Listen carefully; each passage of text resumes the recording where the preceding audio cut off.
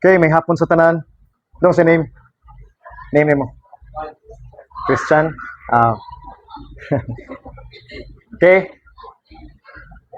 So, sa mga wala diri pag miagi kanang naamo sa GC ang uban? Wala. Ang uban, pila ra ang wala sa GC?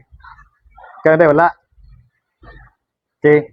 Sa katong mga nasa GC, naka-view mo sa katong mga video previous nga mga session?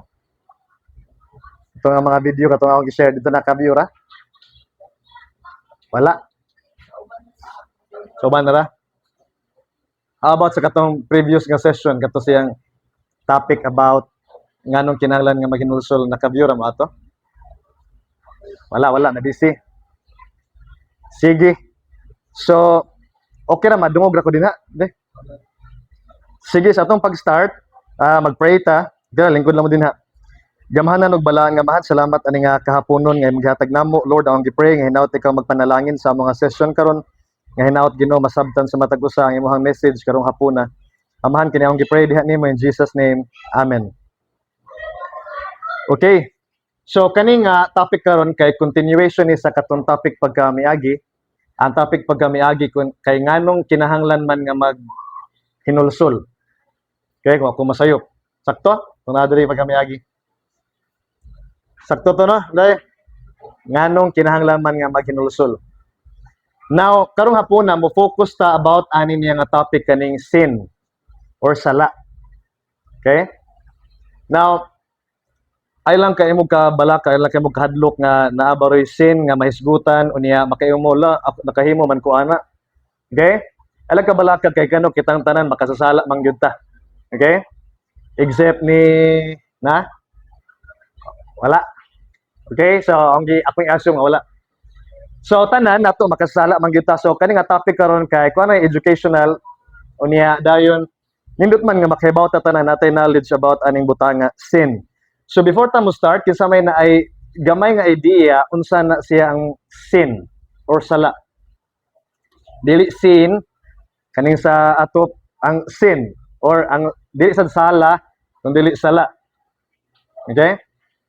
Ay one time na nagwali dito layo to sa una nangapil mi og funeral service ya ang nagwali kay foreigner ba nya nagwali siya sa ending na rin siya nga itugyan ng inyong sala maminaw ko yung komentag makasabot lang ang mga tao ani kay ngano amo sala o mang ihatag nimo sala ang gimin sala okay ya Amerikano man so sala di kay siya ka pronounce tarong nga Bisaya so sala or sin then kinsay na slight nga idea.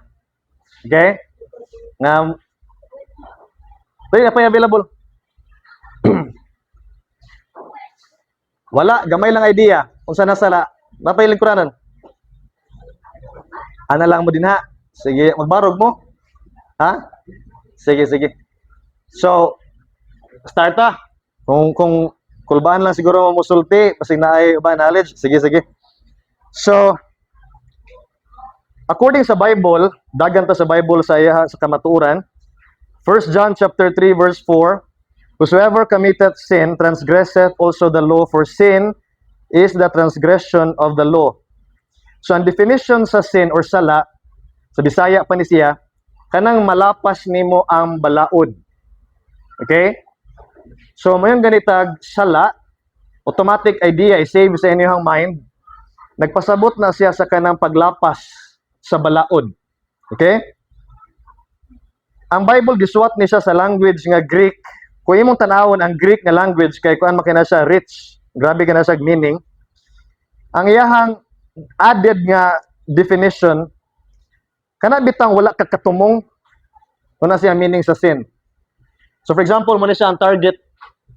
Every time dili ka katumong sa center, ang tawag ana niya hamartano or sa ato nga language, sin. Naa kay wala matumong, naa kay wala maigo. Asa man ang target dapat?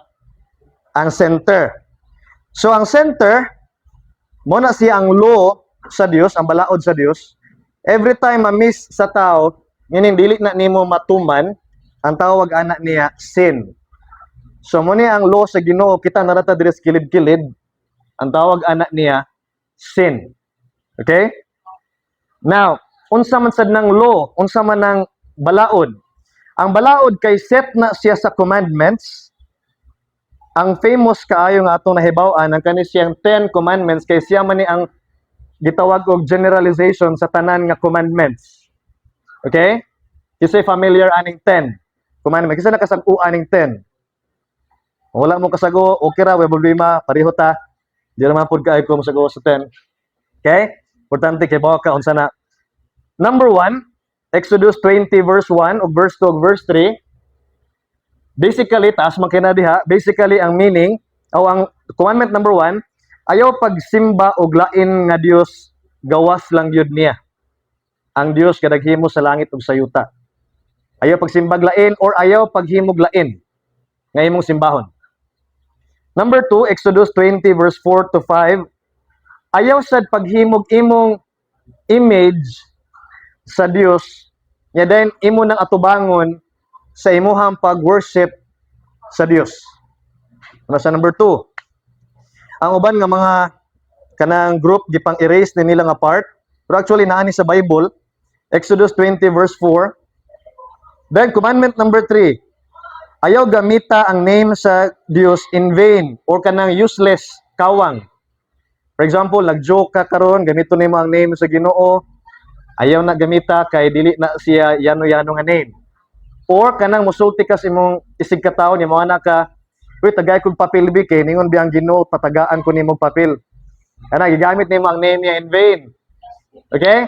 May nana, dol wala blasphemy. Okay? Now, commandment number 4, kani siya ayaw sigig trabaho. Pagahin gyud og day nga mamalandong ka about sa greatness o kanindot sa Ginoo, ayaw sige na lang gyud trabaho. Ayaw hutda ang tanan nga days sa imuhang trabaho pulos. Commandment number 5, Exodus 20 verse 12. Respeto gyud sa mamag sa imong papa, bahalag unsa na sila kadautan. Namang gi parent nga di gyud perfect, di gyud sa gyud nindot. Respeto gyud aron ang imuhang life mutaas-taas pa ning kalibutan na. Number 6, ayaw pagpatay. Ang pagpatay gi-describe na as physical o verbal. Kanang patyon nimo ang dungog sa imong isig katawo. For example, si classmate ninyo diri, si Disney, mulakaw si Disney dito rin, magtabi tatanan diri. Si Disney no, kay kuan gina siya, So patay na si Disney, nagbalik niya. So what na, patay na yang dungog. So muna sa murder physical o murder na verbal.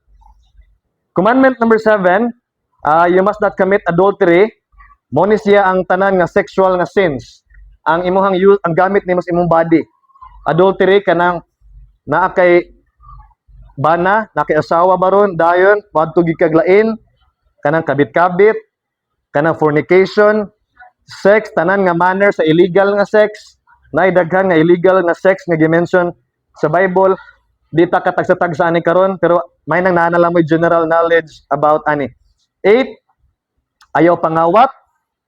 Muna ni ron ang issue sa ato ang nasod nga gisagubang, daghan na kay nangawat. Number 9, ayaw pagsultig bakak sa imong isig katawo, meaning sultig yun sa tinuod. Ayaw i-deprive ang imong isig katawo sa truth. 10, ayaw pagkaibog-ibog sa unsang naa sa lain nga mga tao. Okay? Envy. Kana magsige na lang gikag-copy sa uban. Naa siya ingon ana, minana sad ko. Indot na yan ko, dapat nasad ko ana. Ayaw gyud. Pag-learn nga kana bitang naa kay independent nga kanang panabot, naa kay independent nga panghuna-huna ba nga ngano man nana niya wa na nako. Ngano mag-uol man gyud ko. Okay? Usually sa mga batan-on karon ang pressure, ang envy kani siyang love life, naa sila niya ikaw wala ka.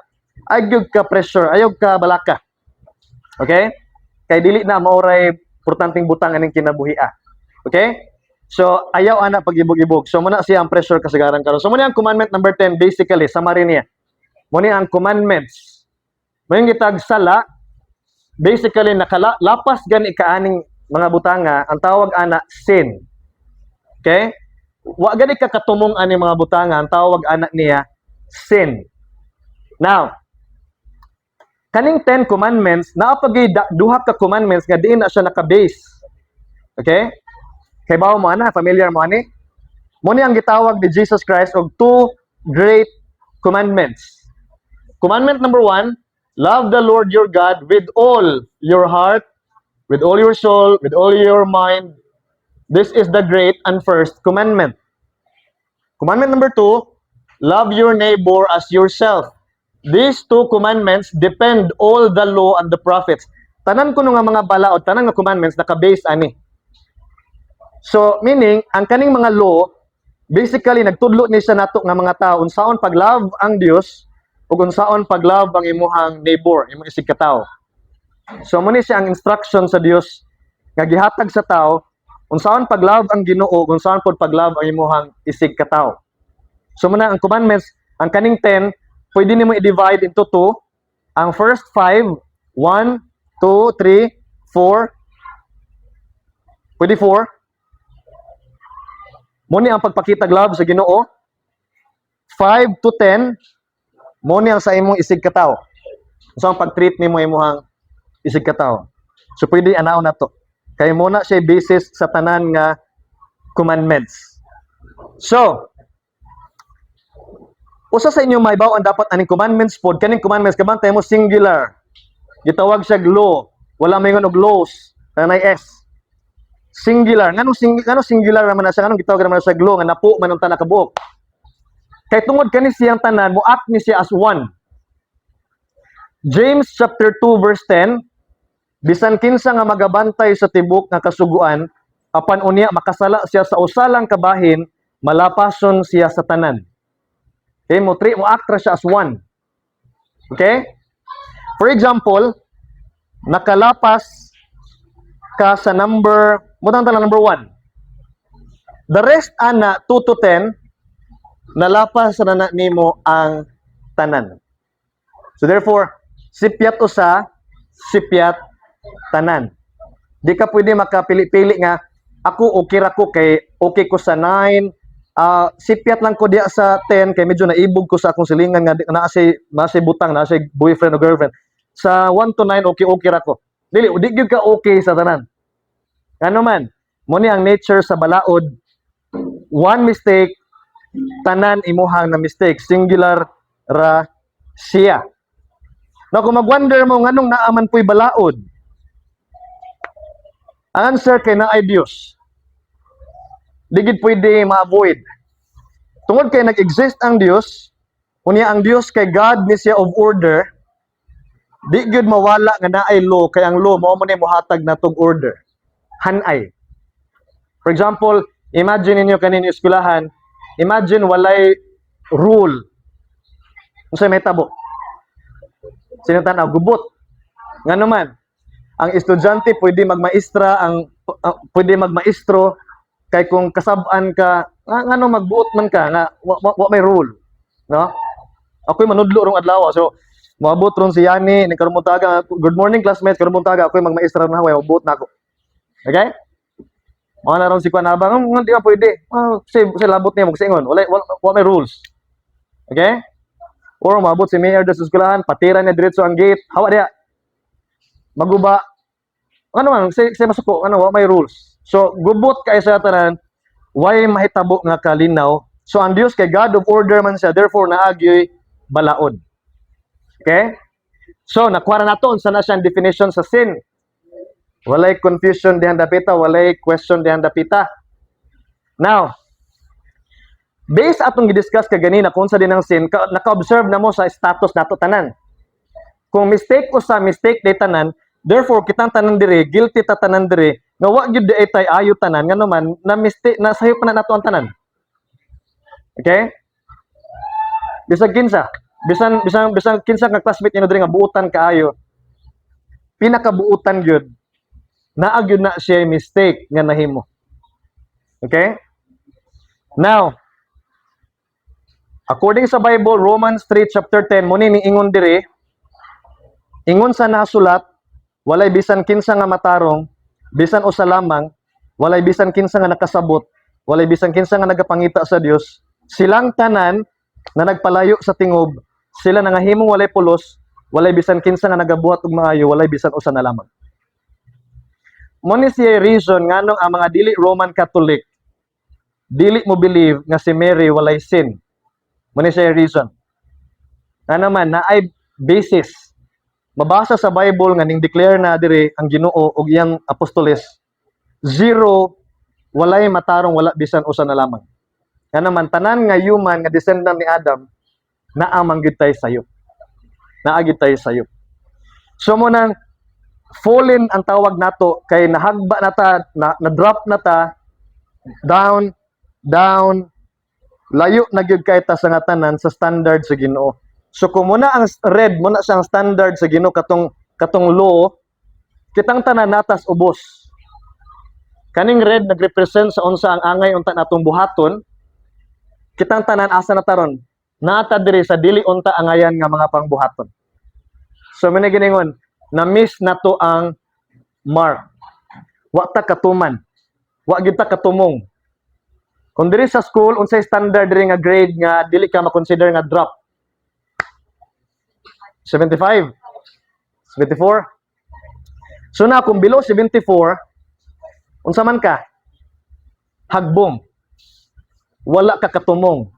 Na ay tumungonon, wala ka katumong. Now, kung pangutan-on ka, daghan kay nag-reason. Nga naman, sige barong kag ML, sige barong date, sige bag kaon, daghan reason.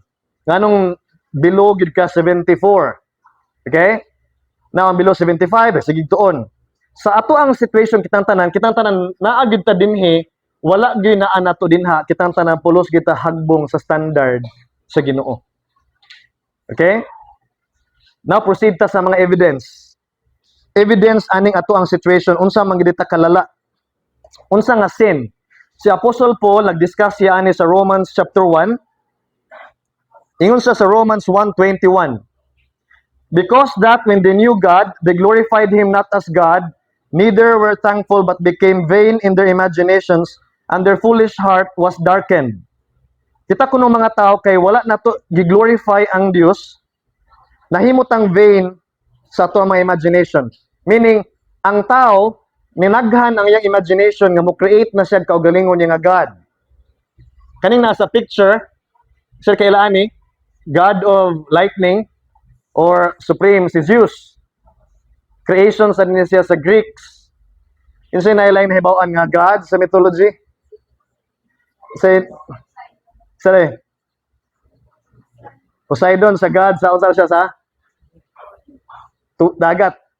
No ban? Namo ni hibawan outside sa Greek. Outside sa Greek, kanang dili na pod Greek. Vishnu. Okay? Brahma, Indian mythology, Norse mythology. So nanaybawan, Odin, si Thor, si Loki, God of mischief. Okay?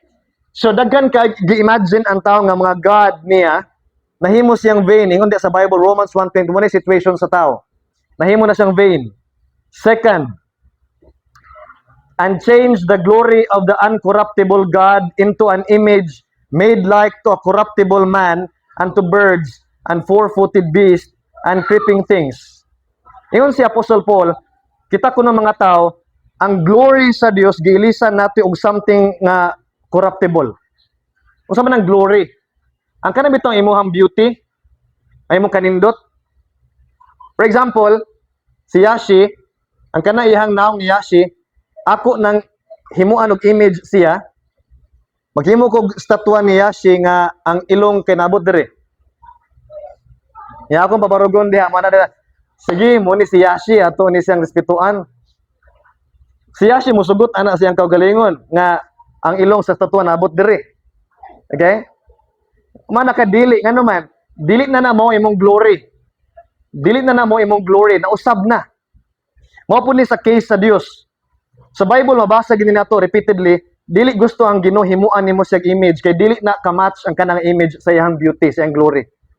For example, kaning image sa Santo Niño, stone ra man gini sa bisag unsaon, bato ra man gini sa bisag unsaon. Ora man kahoy. Ang Ginoo unsa man day siya? Eternal. Dili madunot. Kani madunot. Di gid gusto ang Ginoo himuan sa image nga dili bitaw mo match sa iyang glory. Nagets na nato? Di siya gusto himuan siya og something nga madunot ra kay di man gud na maugid siya. Wa man gud siya pagkadunot, immortal siya, eternal.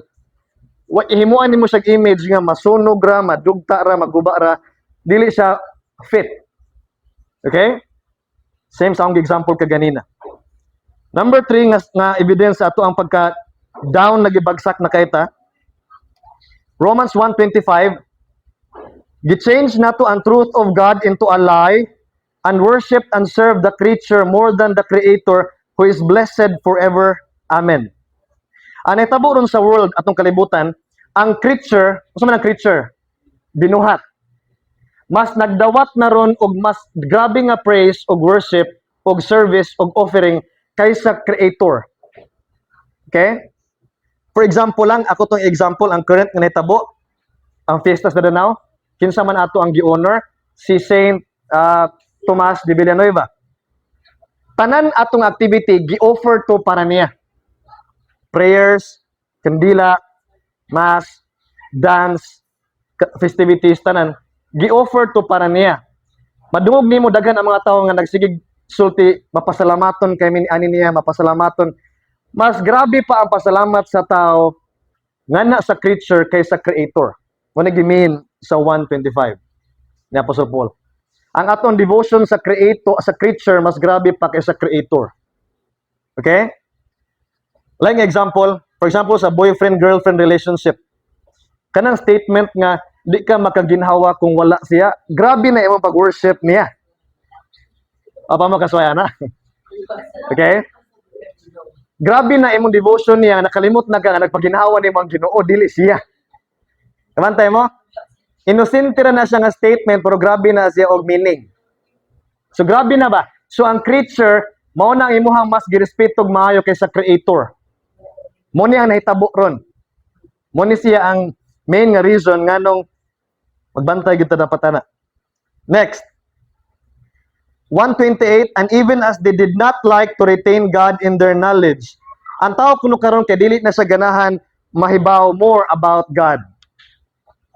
Mo nang dili ra na ikahibong anong dili kay mas daghan sa kalingawan kaysa pagpaminaw sa pung sa Ginoo. Mo na siya ang symptoms, mo na siya ang itsura.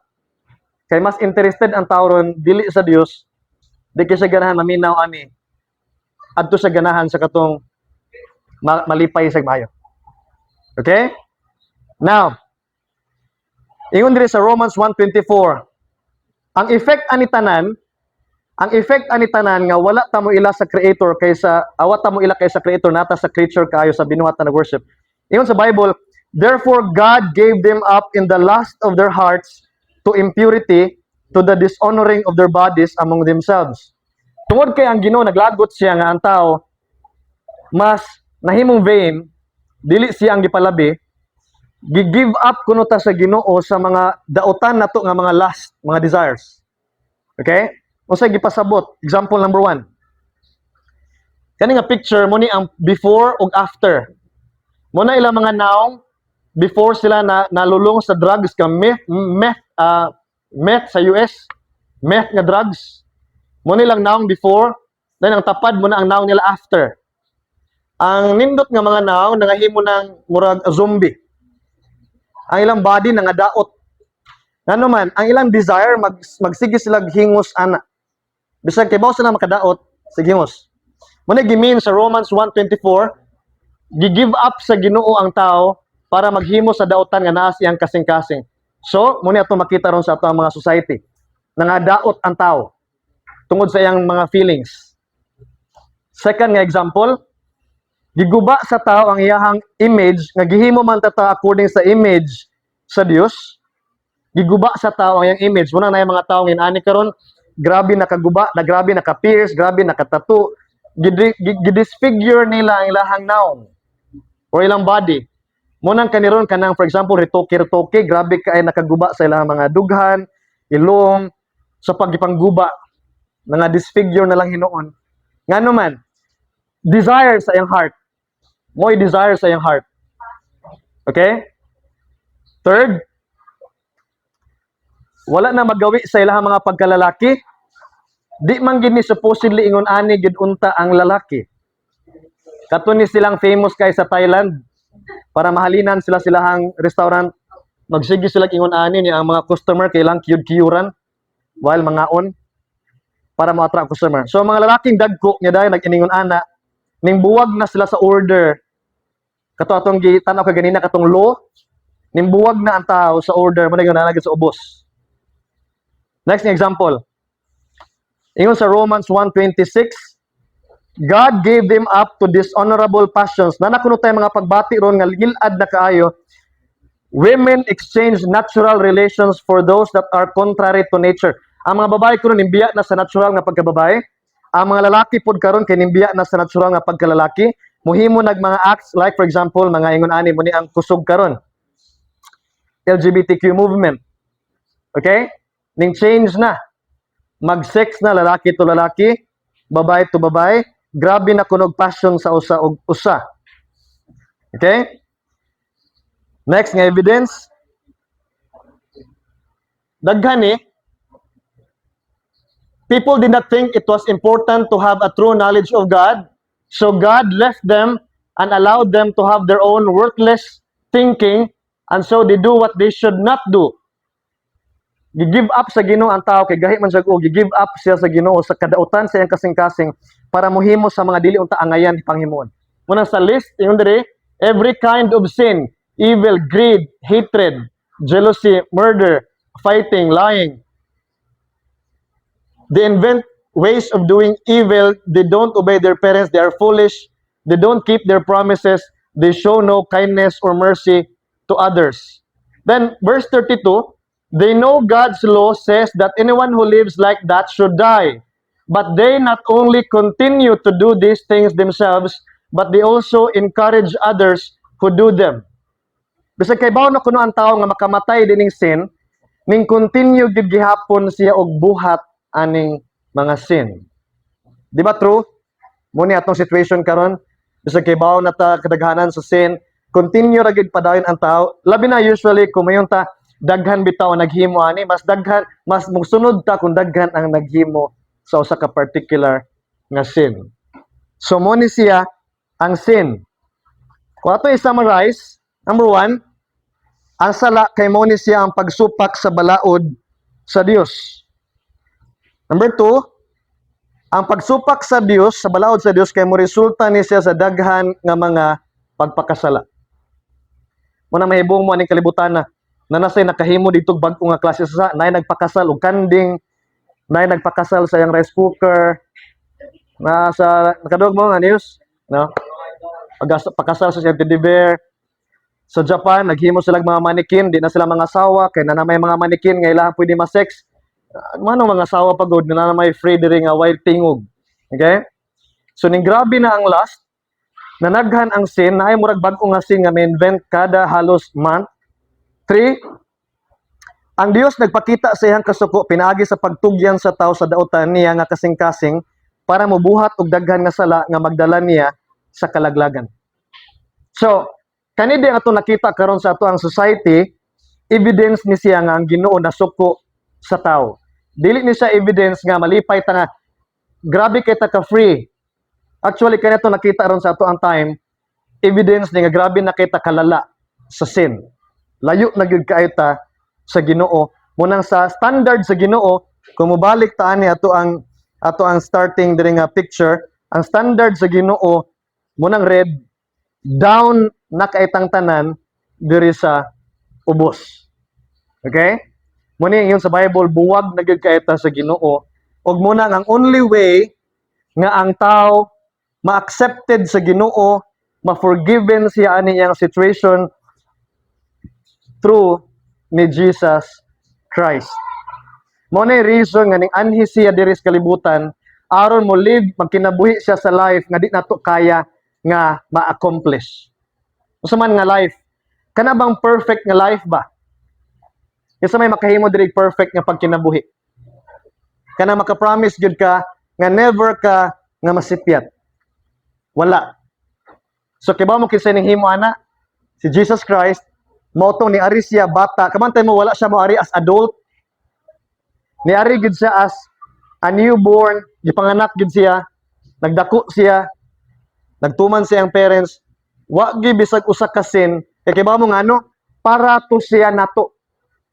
Ning kinabuhi siya og perfect nga life aron the moment nga makadungog ka sa gospel, the moment nga mo trust ka ni Jesus, kato nga perfect niya nga life, iya hatong ihatag diha nimo para mahimo na sadto siyang imuha.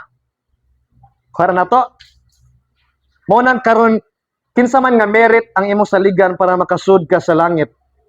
Ang merit ni Jesus Christ, meaning ang iyang record maoto ang makapahimo nimong acceptable ngadto sa langit. Naminaw ko sa Papal Nuncio pagka Sunday na clip sa Facebook nga niingon siya, tabangi ang mga pobre. Kay kung imong tabangan ang mga pobre, ini kamatay nimo, ang mga pobre mo na mo adto sa langit para nimo niya moingon, Senyor San Pedro, pasudla na siya kay ning tabang na siya nako. So therefore buhat tabangi ang mga pobre. Mo agree ko nga nindot gyud mo tabang ka sa mga pobre. Pero dili ang mga pobre mao ang makapa-enter nimo sa heaven, dili ang ilahang intercession ang makapa-enter nimo sa heaven. Unsa man di ay? Ang perfect nga life ug ang sacrifice ni Jesus Christ ang makapa-enter nimo sa heaven. Oto ning post kog verse sa Bible, ning comment ko ato nga post, gibutangan akong verse, ingon da sa Hebreo, mao nang si Jesus makasave. Kay siya ning live sa life nga di nimo kaya. Siya ning live sa perfect nga life nga di nato kaya. Ug kana iyan ang ihatag nimo the moment nga mosalig ka ni Jesus Christ nga imong Lord ug imong Savior. Promise gina niya. Ya once mo promise ang Ginoo, never gina siya mo fail. Ug mo nay gipanghawakan sa tanan nga believer nganong makasud man siya sa heaven. Tungod ni Jesus nga maoy perfect, nga maoy ning dupa para niya. Muna ang Christian maingon, in Christ alone. In Christ alone, diha lang gid ni Christ alone ang iyang salvation. Dili ni bisan kinsa nga mga holy diha nga person, kundili ni Christ ra gyud. Okay? Nga naman, kitang tanan na ata diri, walay bisag kinsa nato nga makasaka ani nga standard mo na nagkinahanglan ta ni Jesus Christ. Ug iyan ang gihimo tanan. Nagkinabuhi na siya nga perfect. Giangko na niya imong punishment. Gi-offer na niya iyang life para bayad. Unsa pa man imong ginid? Wala na. Mo nang ingon siya, repent, pagkinusol, meaning turn. Ang gidiscuss, tanawa lang niyo sa GC, na may time. Turn, i-change imong mind. Ayaw pag-continue sa pag-trust sa imong self, or sa uban nga dili si Jesus Christ. Turn, then ibutang imong pagsalig diha ni Jesus Christ. Okay? So diya sa tamo end. So ito ang discussion about definition sa sin. Next time, ato i-explore, ato i-continue ang mga kinds. Kanang mga original sin, kanang mga mortal sin, kanang mga venial sin, o guban pa nga mga sin diri sa Bible para inyong knowledge about aning sin mahimong complete. My question about aning topic about sin. Okay? So next time sa itong session, ato ni clarify tanan ang kanang naabay sin nga dili ka maimperno or naabay sin nga okay lang padayon nimo kaya di bitaw ka maimperno or ang tanan gining sin haros kita aning okay? So ato na explore next time. Karon may question? Sabtan ra? So kung mo-ask ko karon sa inyo ha, di lang ko mangutanin individually para dili mo maawaw. O sa status ninyo karon? Inyong gibutang na inyong full nga faith or pagsalig ni Jesus Christ or napaghihapon mo'y uncertainty kung mo full bagid mo salig nga na niya. Okay? Kasi mo tubag vocal kanang or secret ra nga mo tubag sa sud sa heart. Kay mo na ako encourage sa inyo ha, salig yun. Kay one day mga tubang kita sa Ginoo og ang katurag nga salvation ni Jesus Christ ang makasave nato. Wala na lain. Okay? So kung napa mo plan nga Di sa ko musalig kay maghuna-una pagig kog maayo. Okay? Buhata, pero again, hinaot tayo paglangan. Okay, kay ang time nato ng kalibutan na kay dili unlimited. Okay? So, diri ko mo end. Kung wala na question, sorry, mag-pray ta. Gamahan og balaan nga mahan. Salamat kay Ginoo sa imong gihatag nga time. Lord, ang gi-pray tabangin matagusa nga nagyud aning understanding about sin ug hinaot na matagusa mo turn muliso padung diha nimo ug mosalig diha ni Jesus Christ fully sa tanan niya nga merit ug sa tanan niyang gihimo. Amahan kini among gi-pray in Jesus name. Amen.